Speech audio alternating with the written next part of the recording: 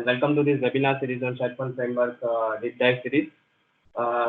Today, Nandip is not joining us, so I will be hosting and I will also be presenting the session today. So just a quick glance on what we had in what the sessions which we had in our deep dive session, and also which are upcoming. So today we will be talking about PNP controls for SharePoint Framework. Before starting, just few housekeeping things. Okay, we are recording this webinar, and we will send the recording after recording and the slides after the webinar is over. And we would request all the participants to please be on mute so that we can present without interruption. If you have any questions, you can definitely put on the chat window, and also we would be having live Q&A portion at the end of the session. So please join anytime, but make sure you are on mute. Okay, so today we would be talking about PNP controls for SharePoint Framework. So if you all the samples or these presentations will be uploaded at this particular link. Little bit about myself.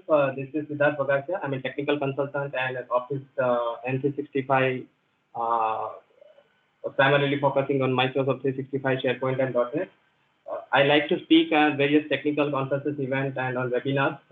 I'm a blogger also, where I write on my personal website and also on C# Corner. You can also find some of the reusable components which are developed at my GitHub repo, and I'm an active pattern and practice contributor member. Okay. If you want to connect with me, you can use any of the social handles which are being displayed here. Yeah, moving ahead, agenda.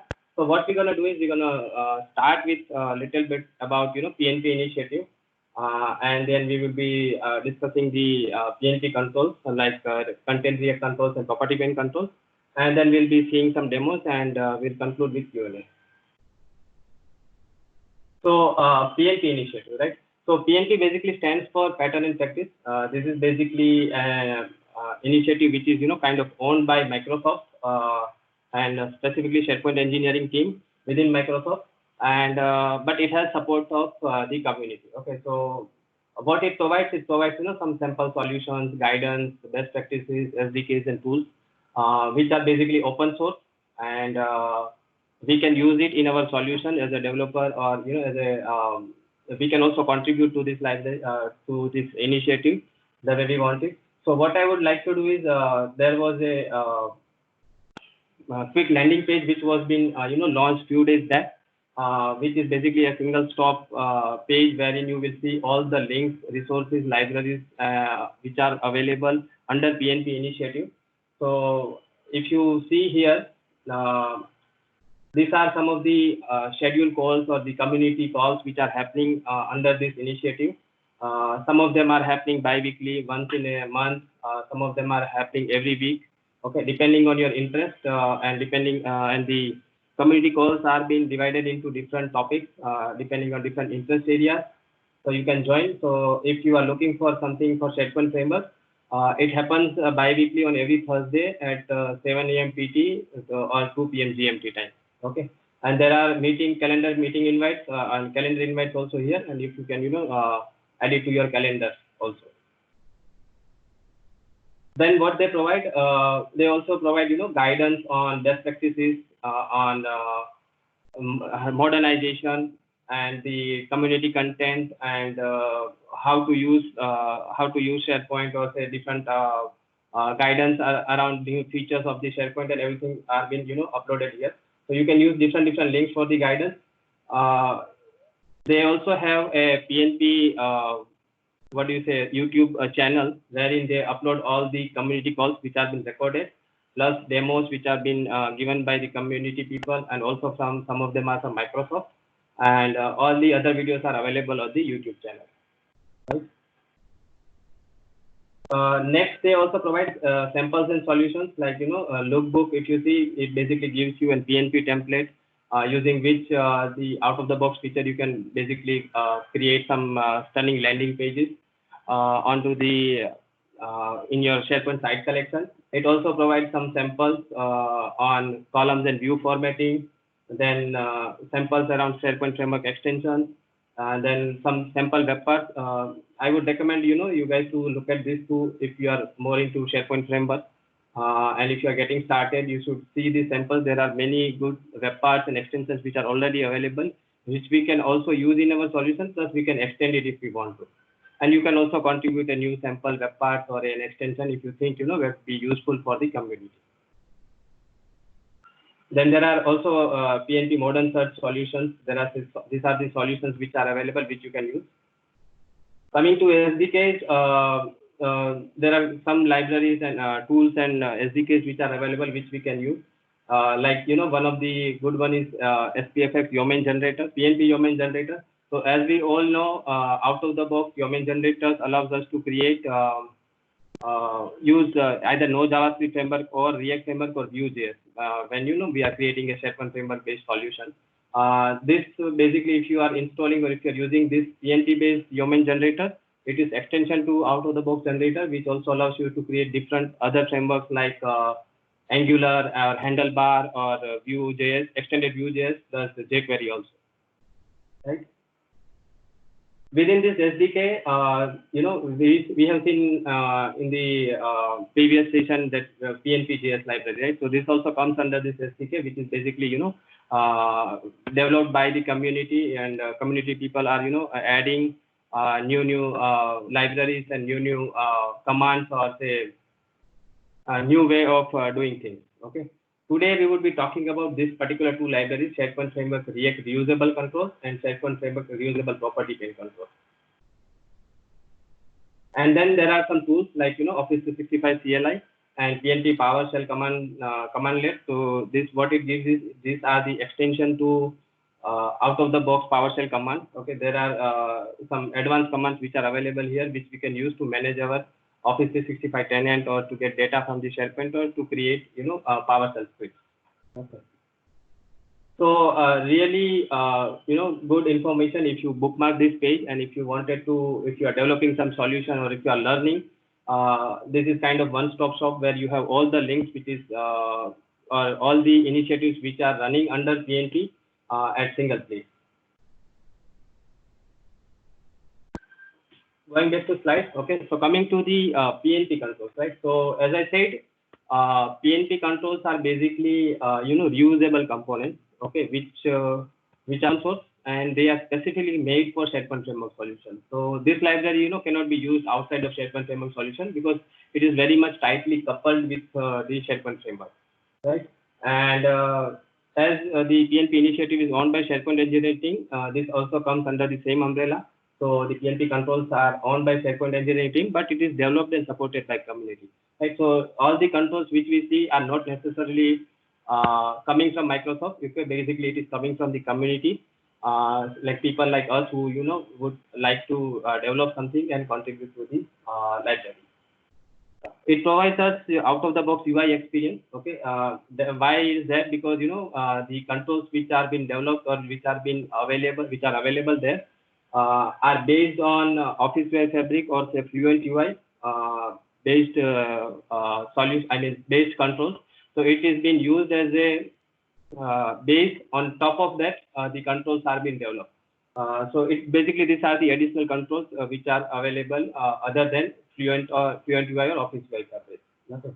Now, some of the controls are SharePoint context-driven controls. So when I say SharePoint context-driven control, it means what happens is, some of the controls, by just providing the context to the control as a part of configurable attribute or property, we can it will take care of automatically getting data from the SharePoint and populating it into dropdown, in the controls, right?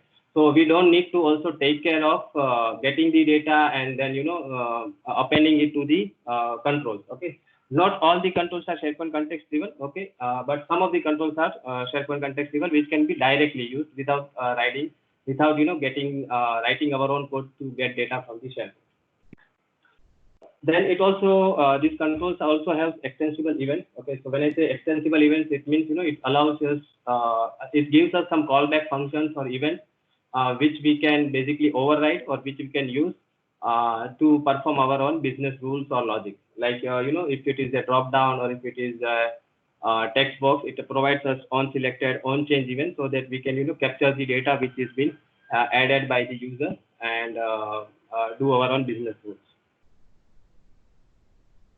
So as I said, just to see where these controls place in, a typical SharePoint page, right?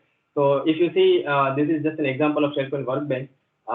So the content controls which are available would be basically rendered here on the content part of the web part, and the property pane controls would be rendered on the property pane part. This is nothing but the web part configurable web part configurable UI, which SharePoint framework allows us to create. So there are out of the box controls which are available in the property pane also. But if something is not available there, okay, we can go to this library and we can check whether there are some controls which are available and which we can use in our property pane. Now, so this is basically the PNP SPFX control library, React library. The current version is 1.18. And to just install, what we have to do is we have to typically run an npm install command, okay, with the library name. Not necessarily we have to use both together. If you don't want to use any property pane control, you can individually use the React control library. And if you don't want to use React control library, you can also use property pane control, right? So just a quick glance on some of the controls which are available. Okay, like just for an example, there is a list view control which is available, which basically gives us the out of the box UI experience. So if you see, this is very much similar to what we have in our out of the box list view available in the SharePoint, right? So this is one of the controls. This is basically like jQuery data table. Okay, we can get data from the SharePoint and we can directly use it in our SharePoint framework based solution. Then there are some of the chart controls which are available, which you can directly use. Then there is a taxonomy picker control available, which is basically allows us to select terms taxonomy within our SharePoint framework based solution and use the selected terms to maybe filter data or insert data into as a managed metadata column, right? So just a list of what are the controls which are available. Okay, I won't be going into detail of this, but we will see in the documentation part what are the different controls available. So if you see here, there are some of the controls which are marked in orange. Okay, so these are the controls which are basically SharePoint context driven controls. Okay, which basically is directly directly being available for us, so that it automatically gets data from the SharePoint and the control is binded automatically. Right? The other controls which you see which are in black are not directly SharePoint context driven, but it has to be used in your SharePoint framework solution. But what we have to do is we have to manually write our own code to get the data from the SharePoint, or say maybe not only SharePoint, you can use any data source like Graph API or your custom web API or your Azure Function API, and populate into the control. So understand these are basically controls, right? So when I say controls, it's basically more like the HTML controls which we have, like input, drop down, or say choice or radio button. So these are the controls, similar controls, okay, but it has additional features. So let's quickly go through the documentation. So if you see, this is again, kind of homepage of SPFX React content control. Okay. On the homepage, if you can see, there are getting started guidance on how to install the package and how to use it. And if you go to the controls, you can see all the controls which are available. So there are around 25 plus controls which are available as a part of React content controls, which we can use. Just to quickly go through, a couple of them. Like for example, there is a folder picker control which is available. Okay, so what it does is it will basically, if you provide some configurable property like the document library name or say the path of a particular folder, it will automatically get all the folders within that root folder or the folder which we have given and render it onto the page. Okay, so it automatically will get the data, and plus it will also render it. And the nice thing about it, it gives you the out-of-the-box experience. So if you see, this is basically a select folder control, which allows you to select a folder, right? So it also has breadcrumb. It also has the selection property. You can also create new folder directly from here. So this was been recently added in the last version, and there are implementation guidance on what are the different properties available. So depending on what you need, the control you need to use, you should be referring to the documentation and see what property is meant for what, and then you can accordingly configure that control. Right. Another one is Train control. Okay, so if we remember during the old days, in the master page we used to use this ASP.NET security string control, which is basically a control which allows us to control what the user would see depending on the user permissions, right? So if you configure a permission on this control, and whatever controls or whatever content you put inside this control would basically be only rendered if the current logged in user had this specific permission. So just for an example, if you are using something like this in your solution, and if you say the permission level is kind of current web, and the permission is view pages, then all the content which you put within this control will only be displayed when the user has view page permissions. Okay, so this is again really a useful control which can be used. So rather than controlling what I'm getting the current logged in users and his permission level, and then controlling what needs to be displayed, we can directly use this control. So similar way, there are other controls available. We will be seeing demo of a few of the controls. Moving ahead, there are field controls also available. So if you from the last session in SPFX extension overview, we have seen that there are out of the box. Now we can use SPFX extension field customizer to override the rendering of the fields in the out of the box views, right?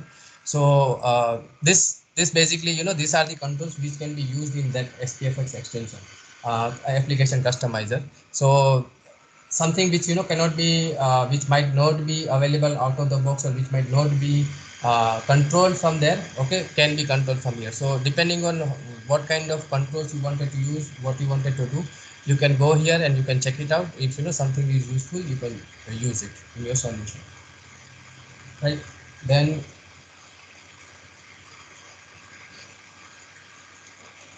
yeah, moving ahead.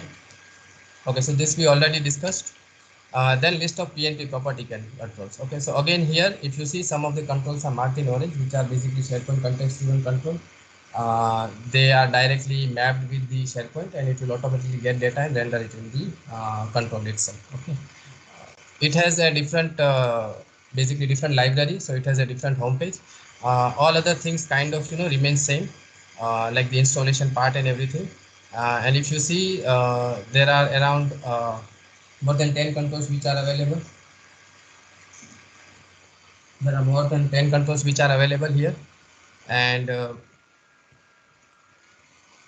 like for example, we can use people picker control in our property pane. Okay, so before checking whether these controls, the controls which you wanted to use needs to be used here, which you wanted to use, you can, what you can do is you can go and check the out of the box property pane controls which are available. Okay, so onto this page, if you go little down, we see these are the controls which we can basically use in our property pane fields.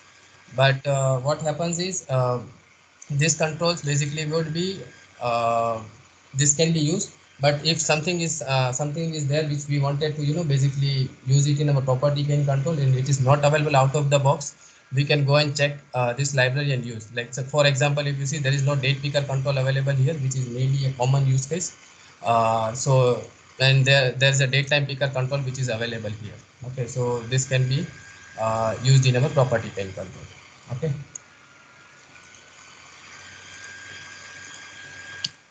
Moving ahead, so we'll go back to the demos.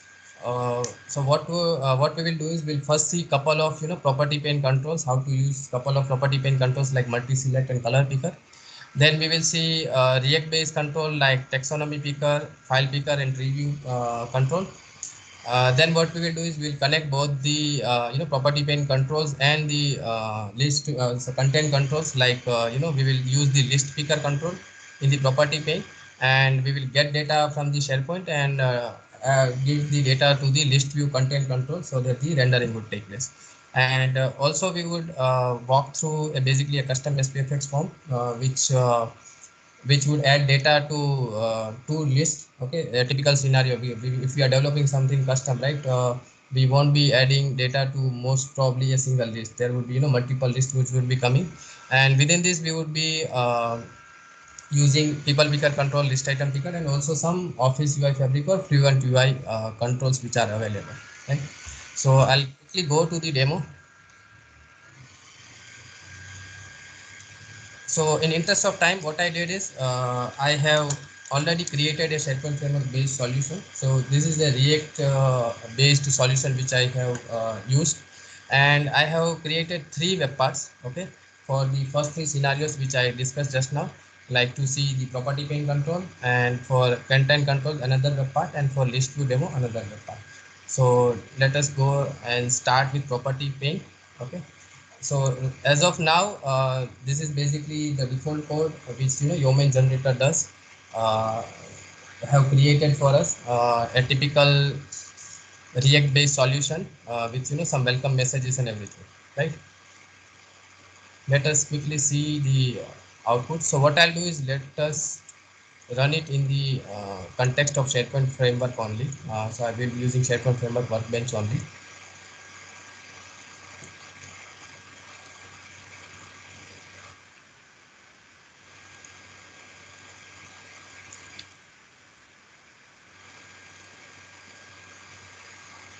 So this is my property pane control, right? And it would have a default description, property, webpack property, which it creates for us. So we will see demo of first multi-select here. Okay, so I'll go to multi-select. So basically this control is to allows us to select multiple drop down in this in the property pane control, right? So how to use this control? So what I have to do is also please understand I have already installed the packages, right? So these packages are already installed and we can be directly used. So first I will import the library, okay, sorry, the module in our component. So for that, as it is a property pane control, we would be doing it in our webpack.ts file. I'll just import it. Okay, I already have the import available. The next thing is we would be using a property to hold the data which has been selected by the user.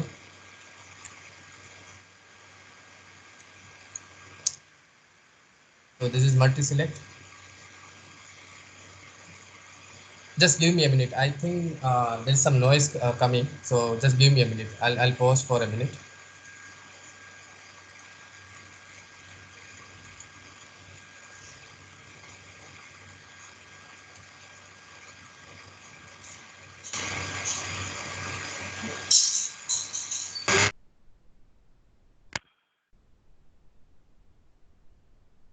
Can someone please confirm? Is it better now?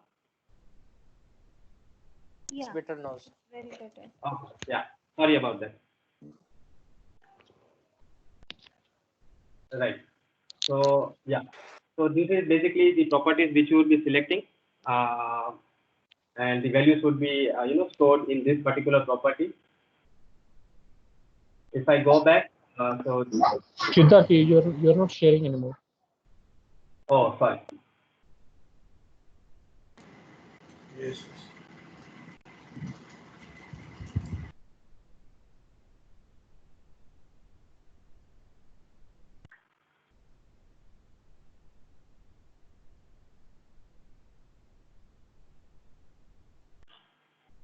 You guys are able to see, right? Yes, Siddharth. Yeah. Yeah. So this is property pane control. So I have added the webpack property to it, multi-select, and then what we have to do is we have to use that particular property control in our get webpack property pane configuration window, right? So if you see here in the groups, there is already a default control which was available, which is basically the description one. And what I will do, I'll just add a new one here. So these are the options which are available, like English, French, and some other language. And this is how the selected value of this property would be basically hold in the property which we have created. Right? Just save it here.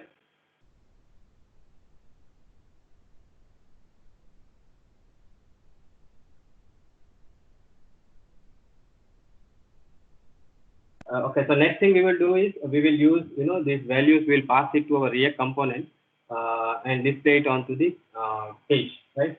So for that, what I will do is I'll go to my property pane control. I'll create a basically a similar property here, like multi-select, and I'll pass that property from my webpack.ts file. I'll say multi-select this dot properties dot multi-select.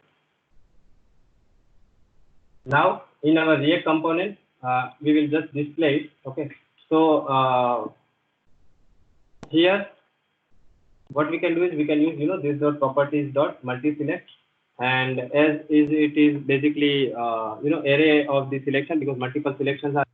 I'll quickly slice it and join it with comma.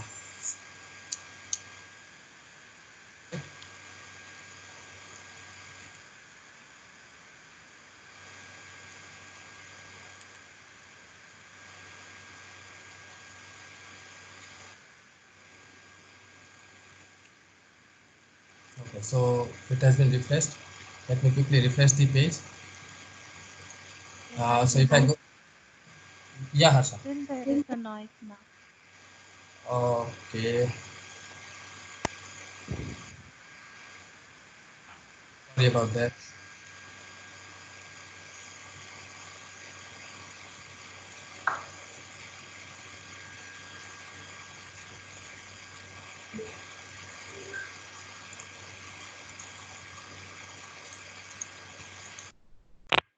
Yeah, is it good now? It's okay now. Okay, yeah. Right. So if you see, the multi-select field is here, and I can select multiple values, and it will display here in the comma separator. Okay, so please understand, this kind of multi-select control is not available in Office UI Fabric. So if you wanted to use in a property pane control, you can use this one. Right. The next one which we will be seeing is the color picker. Okay, so it basically allows you to select the color, like giving this beautiful UI. So again, same thing. I'll just first import it.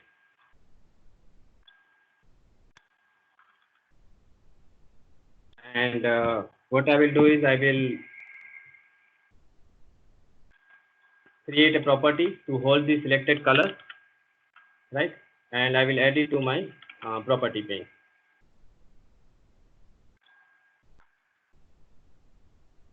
Okay. Then I will again go to my. I'll add property to hold that selected color, and then I will pass that from my webpack.ts file.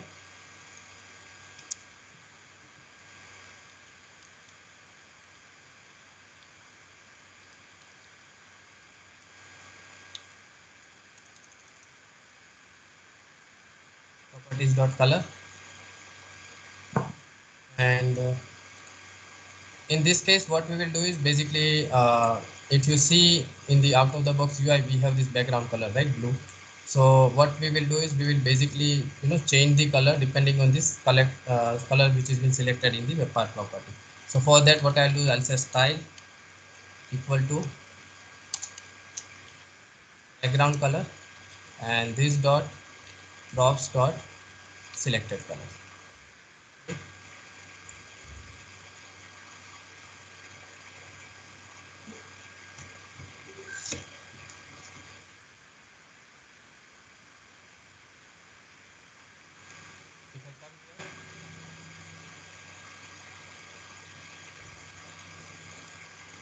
So there is a color picker control which is available, and depending on the color I select, the background color would be changed automatically, right?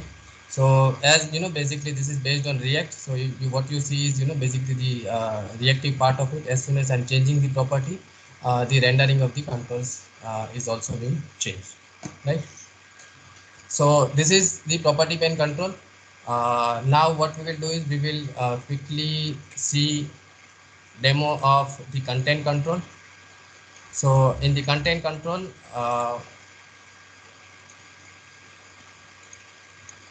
so this is the content control library. We will first see demo of file picker, right? So this control is basically, you know, kind of gives us an out of the box UI experience to select the file and also to upload the file. So there are different options available through which you can select the file.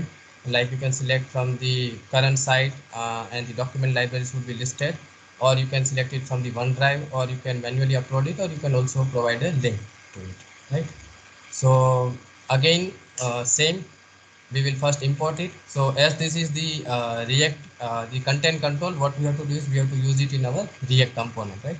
So I'll go to my React component, I'll import the library, then I'll use the file picker control and put it in my render method. It needs to, as I said, this is basically SharePoint driven control, right? So what it needs the web part context to actually work, right? So for that, what we have to do is we have to pass the context from our webpart.ts file to our React component. So for that, first we will create a property in my content control of type webpart context.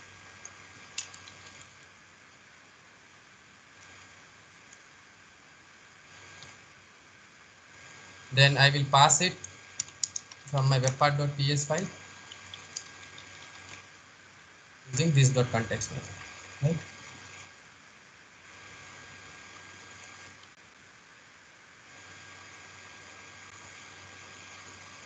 Now so okay, so this is done. Okay, but what would happen is, you know, we need something to hold, right? Once the once the file has been selected, right? So here by default, if you see, it is automatically setting, you know, an object of file picker into this state. So what we have to do is we have to create a state object, right? So for that, I'll create a interface which will hold my results which has been selected. So this is basically an interface of the state. Then I will use it in my React control. Okay, all these things I think we have already discussed in our previous session, like SPFX with React. Then we have controls. Then we have to use the constructor, and within constructor we will initialize the state. By default, I'll keep it as null, right? And then let's do one thing. Once it is selected, okay, so what it does is it returns us basically a JSON object, right?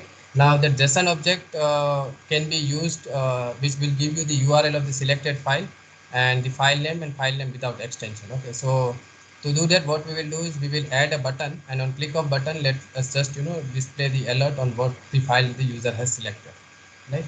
So for that, I'll use button, and I will add a button here.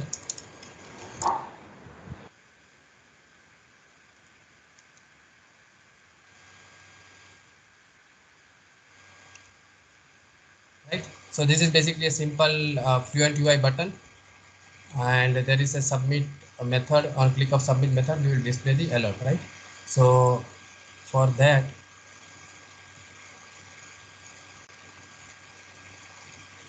I'll create a submit method, and let's just alert it, right? So I'll say this dot state dot file picker result. Okay, but as this is an object, we won't be able to see it. So what I'll do is I'll just stringify it using JSON.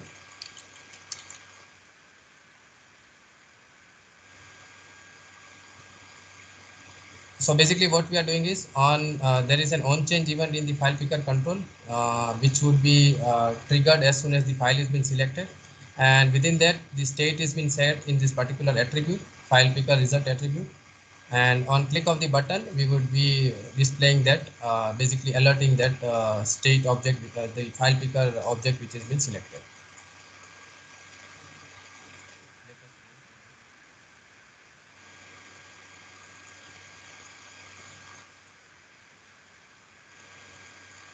So for every control, if you see, there would be different attributes or properties which would be available, which you would be able to basically use it and configure it according to your need.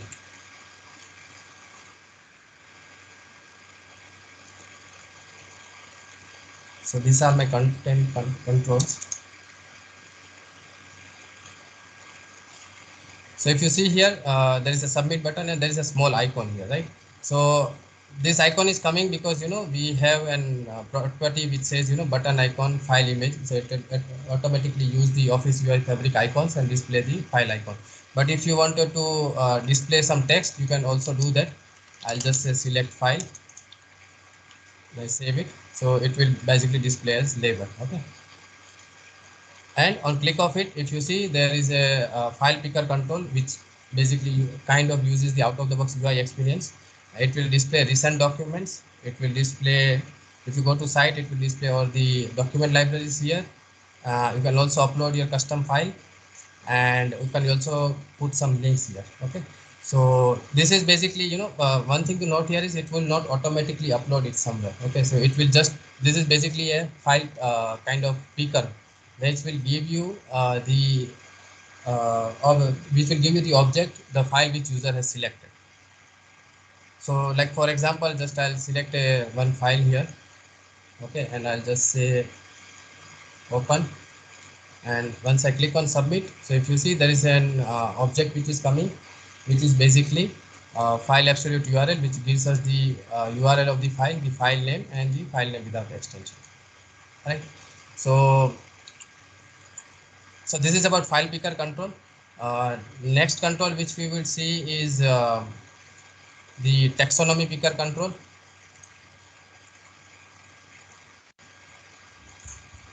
So this is the taxonomy picker, which will basically allows us to select taxonomy. Again, same thing. Okay, we will go import it and add the control into our React render method. Then I'll just put some line breaks, and it is asking us to override this particular text picker chain, right? So what I will do is I'll just copy this and I'll just overwrite here, and rather than logging into console, let us alert it like the way we were doing.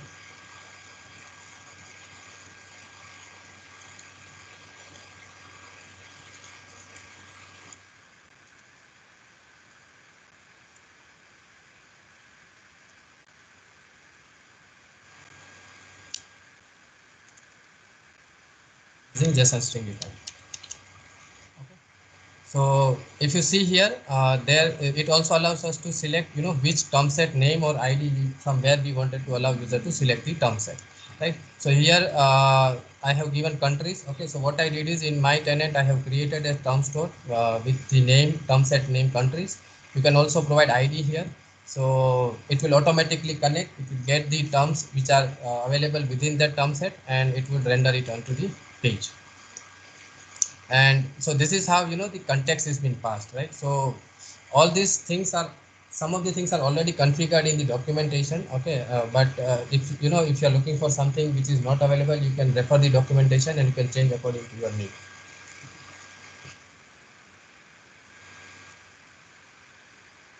So if I go here,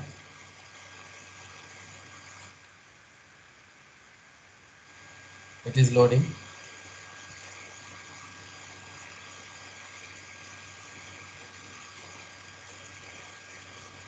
So this control can be typically used when you wanted to basically build something like filtering data based on managed metadata, or if you are creating a custom form which we want to allow user to select a particular term set, this can be used. So see, this is the control which was been rendered. It also gives you the autocomplete feature. So as soon as I select it, if you see, the object has been displayed onto the alert. And it also allows you to select using the tree view control, like if I select Canada and if I say save, so it will now give me, you know, Canada and USA which was been saved. So this is another example uh, to, you know, use the taxonomy picker control. Third one which we will see is tree view control, and this control is basically allows us to display the tree view. Okay. So this again, you know, this control is developed by Nandeep and me, and contributed to this library. So as I was saying, you know, under PNP initiative, we can create something which is reusable and we can contribute to the library. So this we have contributed in the last release only, where there are many configurable options available through which you can basically create a tree view kind of structure. Okay, this control is not SharePoint context event control, so you need to get data and you need to pass the data to this control in the way it is required. And the basically the schema of the, you know, items or the object which it needs to which you need to pass is been already available in the documentation. So using this you can basically render the tree view control. Okay, so let's see this in action. So I'll just import preview. Okay, again, and I'll just use the control in my render method. Right. I'll quickly fix this some of the imports, okay, which we have to add. So here is a small documentation error. Okay, so what you have to do is this basically property default selected key properties will allow you to default put the selected items default, okay, on the page load itself, right? And then these are some of the events which you can override. I don't need on render method, so I'm gonna remove this, but let me use on pre-select.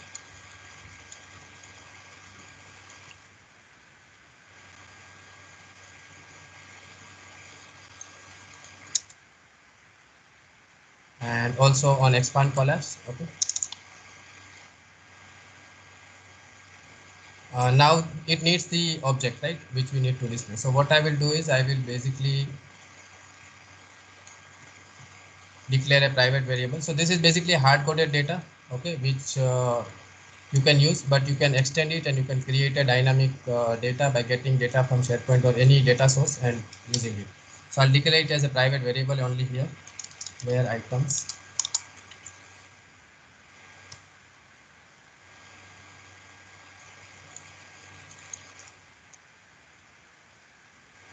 Okay, I don't need the icon.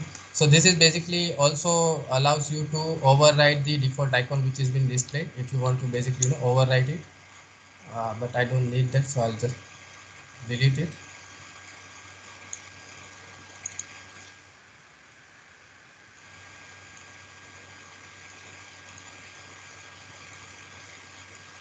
Okay, what I'm doing wrong.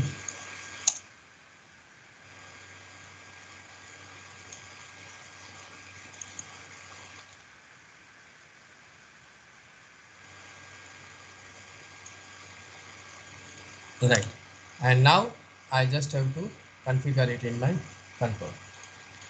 This dot items. I'll just save it. So let's quickly go through the properties which are available. Okay, so it allows you to define whether you wanted to, you know, have the preview default expanded or collapsible. It also allows you to select whether you wanted to do single selection mode or multiple selection mode. Then it also allows you to configure whether you want to display checkbox or not. And then this, as I said, default selected keys, you can just say this, give the keys, and the item would basically default selected.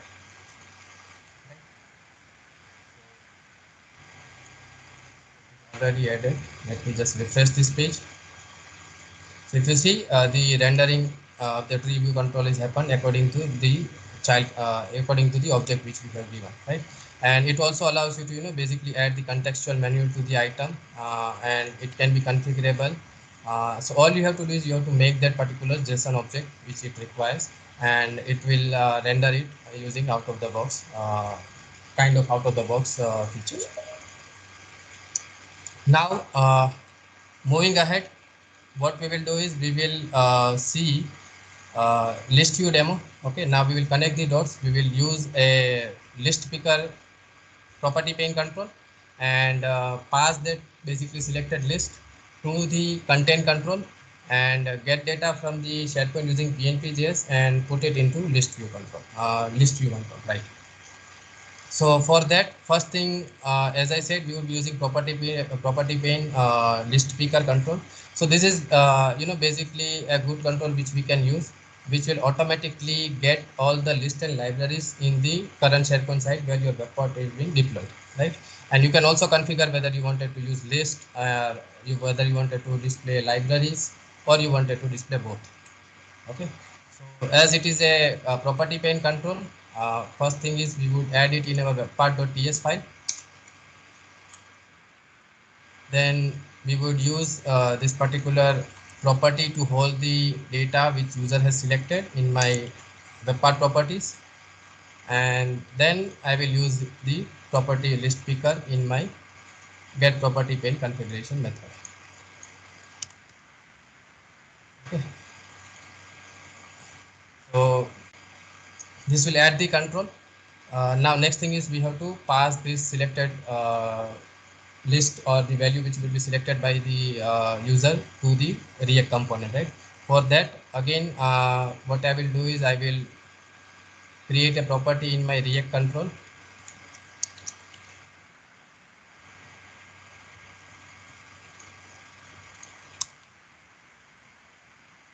And then pass it from here.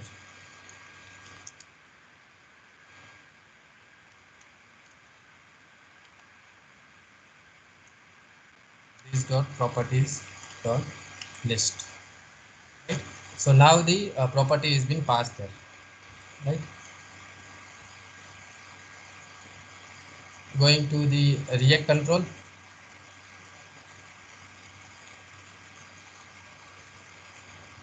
Now we need to use list view control, as I said, right, from the React.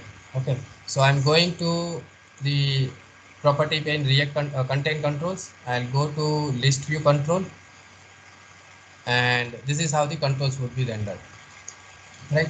So I'll first import it. I already have the import statement, right? Then I have to just add the control to my render method. So let me put it here somewhere. Okay, and then we need to give the property values which we wanted to use, right? So let's build this one by one. I don't need group by, so I'm deleting it. I don't need default filter, so I'll delete this. Okay, let's just put get selection method. Now I have to give them the items basically by querying the SharePoint list, creating the object, and also provide the view fields, because this view field will display how many numbers of columns you wanted to display in your list view web part, right? So let's do that one by one. Okay, first thing is let's create a state variable, right, for this usage. So this is list view demo. So here if you see, I have items and I have the selected list, right? Then we will use the state object here. Now let's add constructor. In the constructor we will just initialize the state, right? And to get data, what we'll do is we'll use component did mount method, wherein we'll be using PNP.js to get the data, right? So this is my list view mount method. Okay, here what I'm doing is I'm first checking whether the properties is been selected, property pane web part property is been selected or not. If not, there is no point in getting data, right? So this is just a separation of concern. So I've created a get item methods. So let's define the get item methods.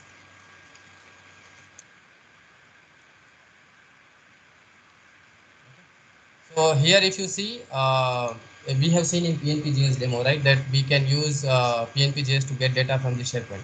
So what I'm doing here is I'm using this sp.list.get by ID method, and I'm passing the list ID. Okay, so the list picker control basically returns you the list ID rather than the list name. Okay, so I'm using that list ID which will be selected by the user, passing to PNP.js, getting the data and setting the items in the state object. Right now we have got, and from using this method we will get the data. Now what we have to do is we have to give the view fields. Okay, the basically the column schema which the list view control can use. So for that, this is my list view field variable, right? So this is basically an array, okay, wherein you have to pass the objects for number of columns you wanted to display. So what I want to do is I want to display ID first, then I wanted to display file name. Okay, you can also add any number of columns you wanted to add. Okay, just we have to make sure that the name property of your view field is mapped with the data which you are passing it to the control. Like in items object, the array of which we are using, there also should be the property name ID. Otherwise, it won't be able to basically connect that particular property from your object to this view field. Okay, and here the second column we are using file name, where I'm configuring the display name as name, but I'm saying that you get me the file from the file.name object. So let me just save this, and I'll also add a component did mount method. I'll explain it why we need this. Okay, before let's first see the demo part of it. Okay, so we have done. Now what we need to do is we need to just pass the state object to my view and also my view fields to the control.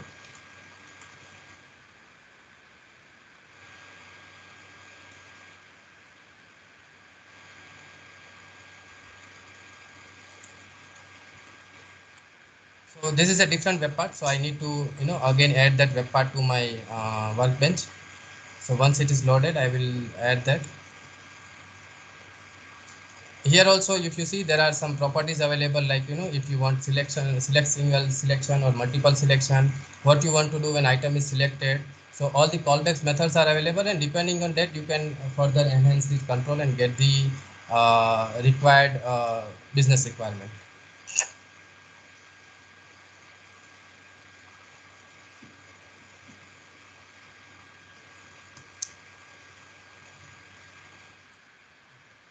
So let me just refresh this page and add list view demo web part to the page.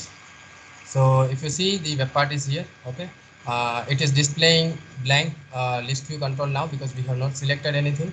If you select the edit the web part, you can see the list view control, the list property pane control displays on the property pane side of it. Now what I need to do is I just need to select a library, and as soon as I select the library, it will get the data from that library and display it here. Okay, so what I have done is I have used ID and name column, which is very common, which will be available across all the lists and libraries. Okay, might be in the real case scenario, you would have to control, because you would have custom schema defined for your list and libraries, right?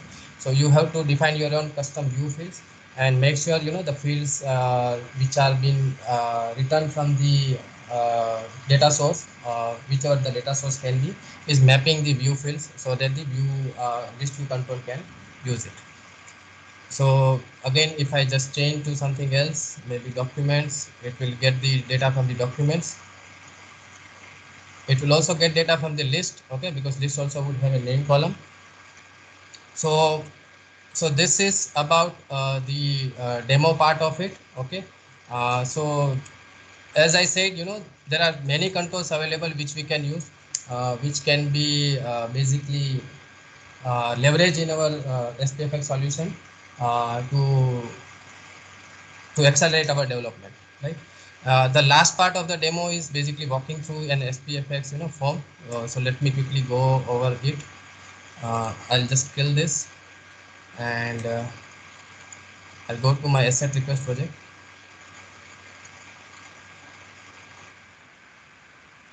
So see, before going into that, what I wanted to explain, I just wanted to explain a business scenario on what demo we are going to see, right?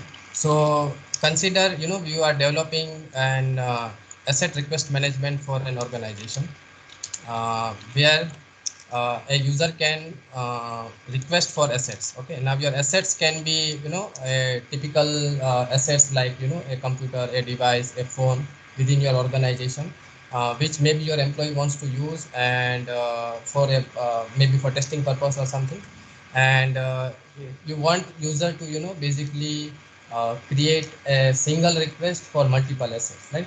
So for that I have created an asset list, master asset list, wherein we would be storing all the assets, okay, like airport, iPhone, camera, and everything.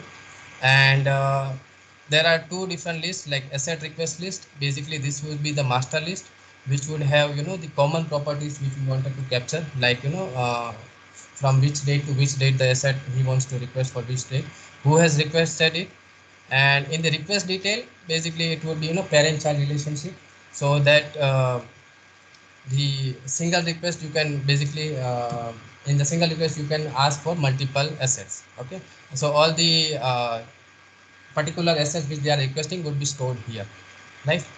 And there is a relation using lookup column, so which we can see here, right? So this is a typical scenario which we have to use, and for that we would be displaying for which we will be displaying a custom SharePoint framework web part, right? So until the Gulp sub is running, what I will do is I'll just quickly walk through the code. So here, as I said, we are using multiple of controls, like we are using PNP control, like list view. We are using people picker control. We are using date picker control from Office UI Fabric. And using it, so combination of these controls can be used to develop a complex SharePoint framework based solution. So if it has already done, no.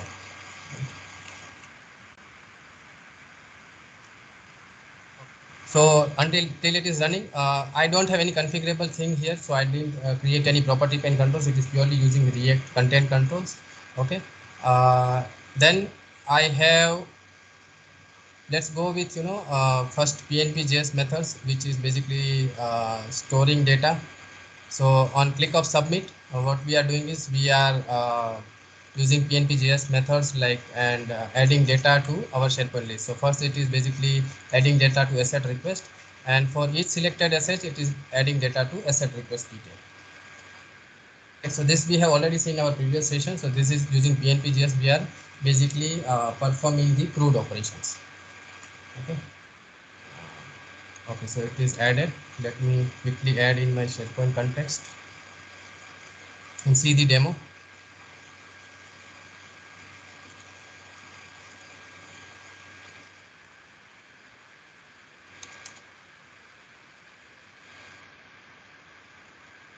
It is yet not loaded here. Okay, so till then let's quickly see what kind of controls we are using. Okay, so I'm using people picker control from PNP, and what we are doing is we are using default selected user property to basically set the current logged in user into that control, right?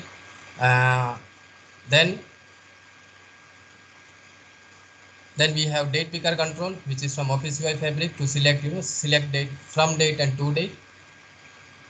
Then I'm using list view control, the demo which we have seen previously. Rather than getting data from the SharePoint and displaying it here, what I'm doing is I'm creating a custom object as soon as the asset request is being asked and populating it here. So this is basically populating via the custom object rather than getting data from the SharePoint. And then we are using dialog boxes to display some dialogues, like where user can select the assets and using list item picker. So list item picker is another very good control which we can use for allowing autocomplete kind of thing. Okay, so it will automatically by you, what you need to do is you need to provide list ID, okay, from which you wanted to get data, and you have to provide the column name, okay, and you have to set the limit whether you want to have single selection, multiple selection, and it also gives you callback method what should happen on selected item. So as soon as you do this, it will automatically get data from that particular list based on the column name, and it will automatically populate it, right? So this is again, as I said, right, this is SharePoint context driven web part, right? So this is done. Let me just refresh the page.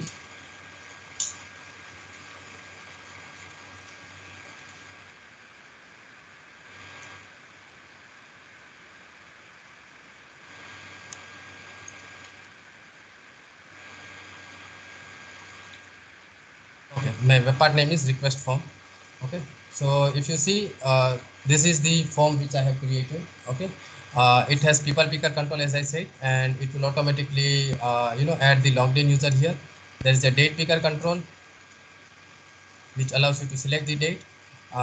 Here there is a list view control which will be used, okay, but we are allowing user to select asset, right? As I said, it would be selecting multiple asset.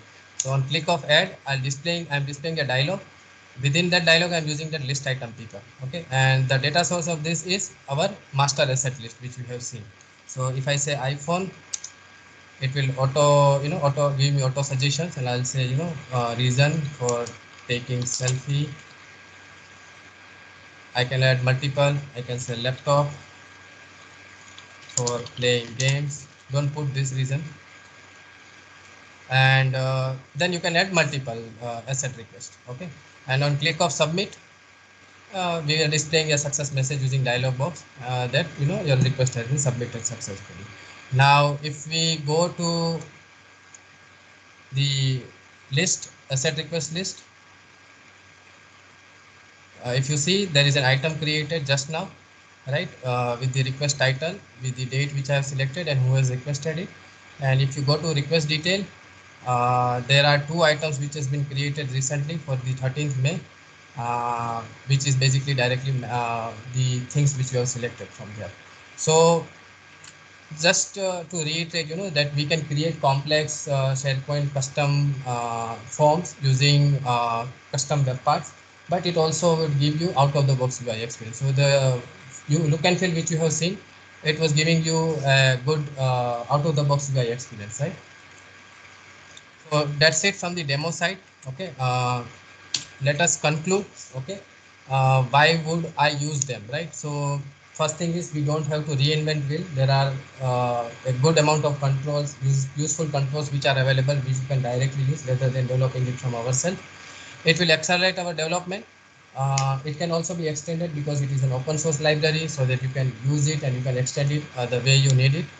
And there are SharePoint specific controls which are basically again advanced controls which can be used rather than writing the code to get data and adding it to the controls.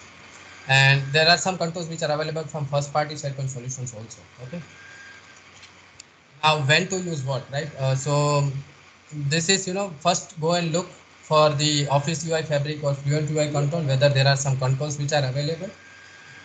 If control which you need, if it is available, you can use that. If not, you can go to PNP reusable controls and see if it fits your requirement and something which you can use. And that is also doesn't solve your purpose, then you have no other option but to build yourself, right? So this is and you can, if you can also see whether you can develop some generic controls and contribute to the library so that it is available for community also to use, right? Moving on, these are the resources, but if you go and use this single URL, you will get all the resources which are available under PNP control, which you can basically leverage. Inspiration, some of the content or see some of the topics which I have picked is been inspired by a few people like Vesa, Elios, Andrew, and Joel. They have basically written some articles, and there are some videos which are available through which basically help me to understand what is PNP controls and how to use it. So that's it. Thank you from my side.